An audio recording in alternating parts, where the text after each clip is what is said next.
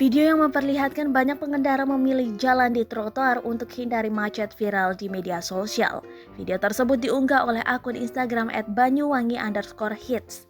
Dalam video nampak terlihat kemacetan yang terjadi. Banyak kendaraan yang begitu padat dan sulit untuk maju.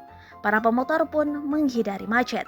Namun tiba-tiba ada seorang ibu-ibu dengan membawa sepeda ontel membuat kendaraan sulit untuk berjalan. Sang ibu pun berjalan dengan santai. Para pengendara lainnya berusaha sabar menunggu ibu tersebut berjalan dengan sepedanya. Sebanyak 4.000 pengguna telah melihat postingan tersebut. Ada pula yang merasa lucu dengan tingkah sang ibu.